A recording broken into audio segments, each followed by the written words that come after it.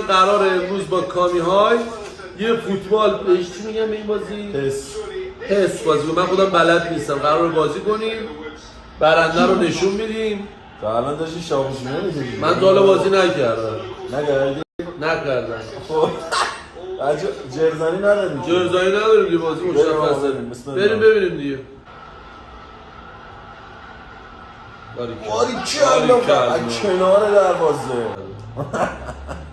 این گل رو نگاه کن. واو. نمی‌تونم.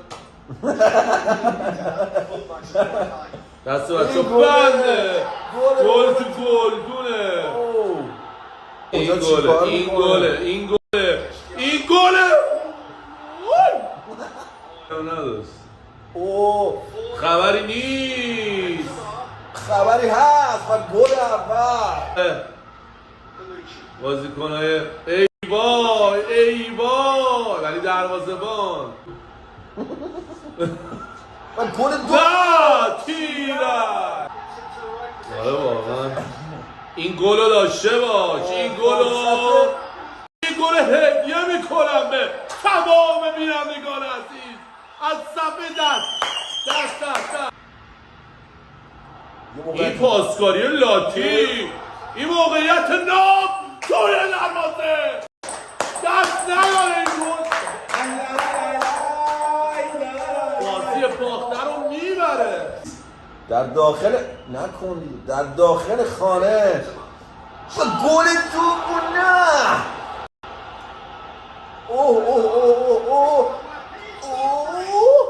نو نگاه با کیفیت بهتری این بازی رو در این دقایق حساس مشاهده کنم و گل. وای چقدر تو با چنگ و دندون حامد داره دفاع میکنه. همه دارن حرف میخورن که این بازی تشویقا مشخص بود که چه کسی خوشحال نه داره یوقت کردی. چی بگی بابا؟ نه آفساید. فقط این بچه خوشگل کامی میتونه اینقدر منو به ذوق بیاره. بابا نکنید دیگه. وای بابا داره تموم میشه، زود باش. باورم نمیشه این بازی دارم به تو میبازم.